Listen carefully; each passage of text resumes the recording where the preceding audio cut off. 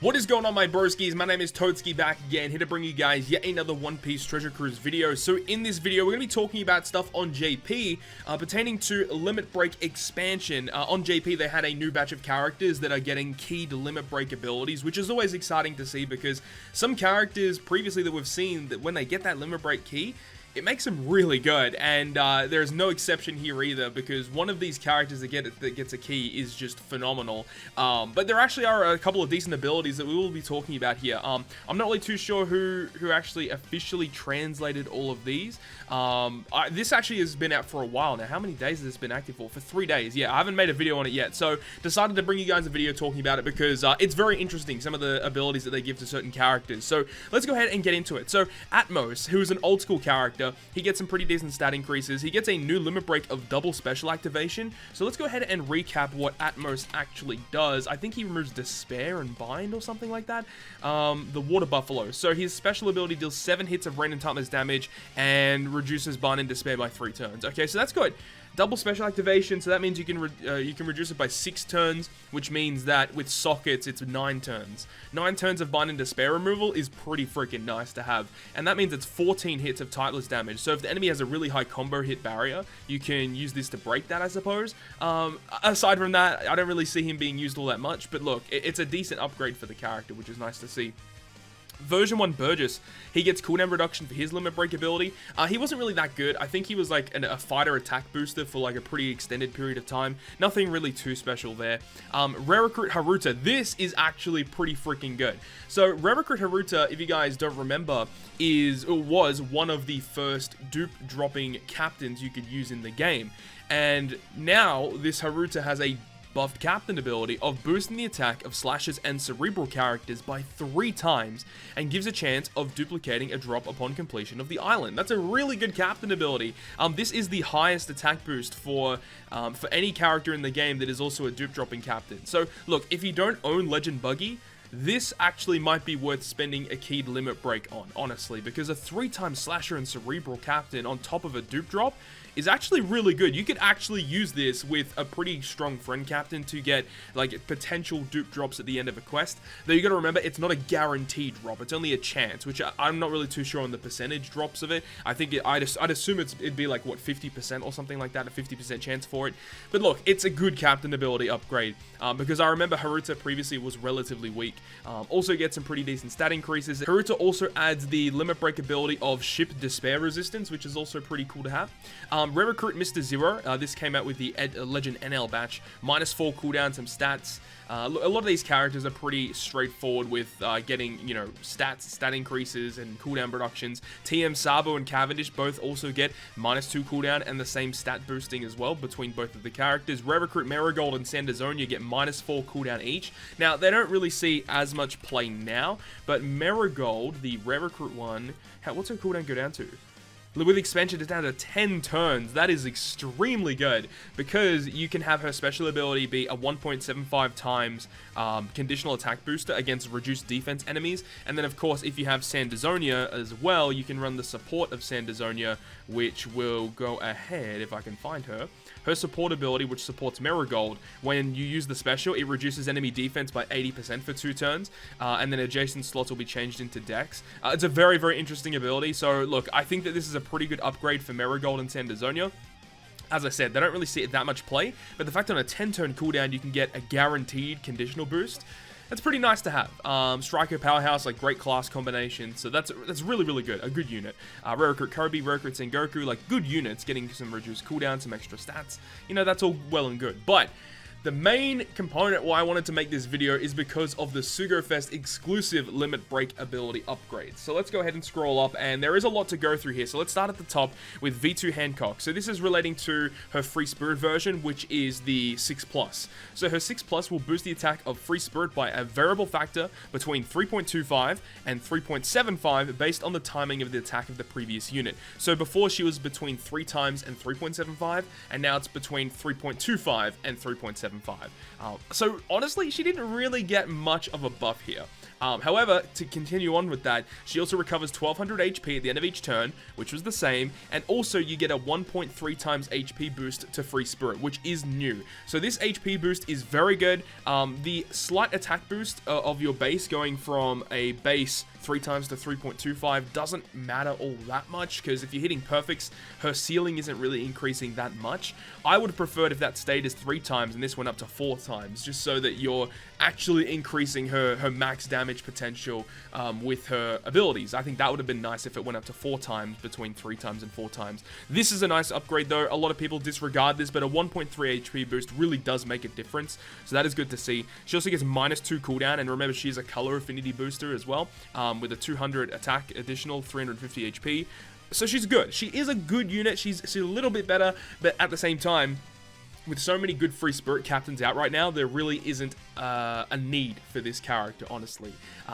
But, you know, you'll still find some circumstances to use her special ability, but as a captain, not so much. Now, her regular 6-star form, the shooter character, will go ahead and boost between a variable factor of 3 times and 3.5 times. So this is actually a much better upgrade. She definitely got the better end of the stick in terms of an upgrade, but the Free Spirit version is just better, but she did get a better upgrade. So between 2.5 and 3.25 was her previous form, and now it's between 3 times and 3.5. So that's good, but like honestly, looking at that, like this is only for shooters, remember, and shooters are one of the worst classes in the game. And the thing is, even look at like Sabo and Coalla, right? When you have Coalla out as the solo form, she's already a 3 times to 3.5 for Free Spirit and Cerebral. So you got like a dual unit in their solo form that's got a better captain ability, in my opinion, compared to this. But look, she does still give you the 1200 HP at the end of each turn, which is good, and you still get the HP boost, which is good. So it's a decent upgrade, nothing amazing though. Now, Sengoku also got a limit break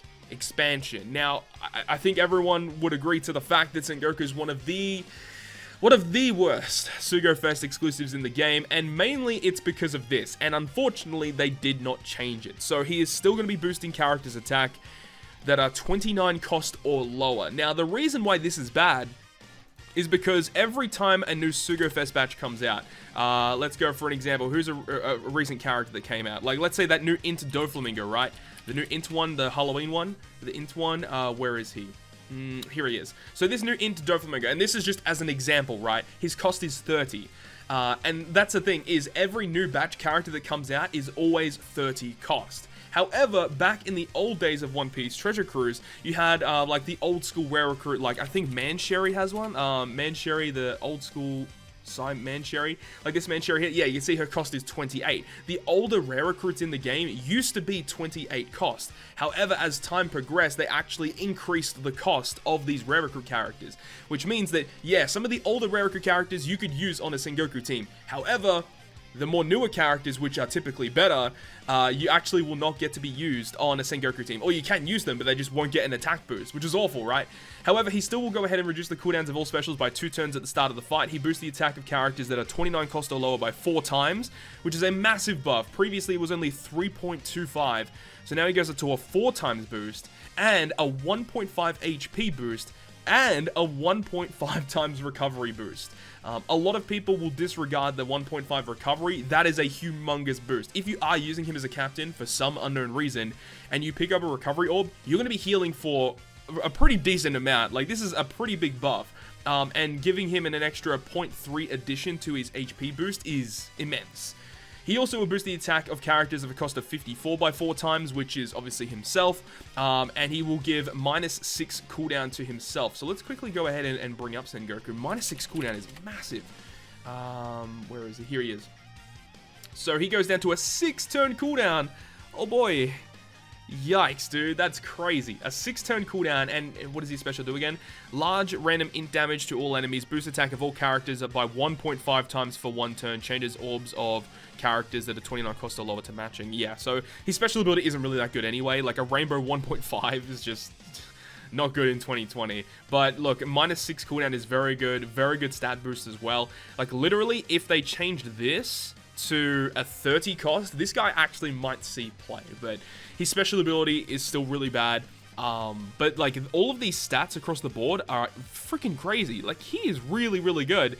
It's just that this is the big deal, honestly. This is a big downer for the character. Even if they, dude, if they made it 40 cost or lower, he would be crazy. That means you could use Colosseum characters and such.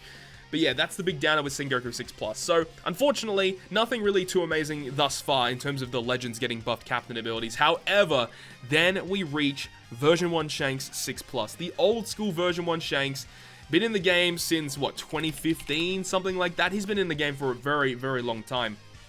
Let's get his super evolved one up on the screen. Here he is. So yeah, here is the original 6+ Shanks. This guy's captain ability was going to boost the attack. No, that's the new one. He's going to boost the attack of side characters by 2.75 and a 1.3 times HP boost, and then boost the chances of getting Psi Orbs proportional to the crew's current HP. So just being a flat 2.75 with 1.3 health was pretty bad, and even on his release of his Super Evolution, a lot of people really disliked this character. However, with his Limit Break ability, he boosts the attack of Psi characters by 3.5, previously 2.75. It still has the HP boost, and boosts the chances of getting Psi Orbs proportional to the crew's current HP. And then if you get a matching orb, he gives your Psi characters 4.25 times attack, which is new, of course. So previously being a 2.75, and now his ceiling has been raised to a 4.25. What a glow up that this Shanks had. He is so strong now. Now, yes, Shanks is still kind of a meh legend because he is mono Psi, right?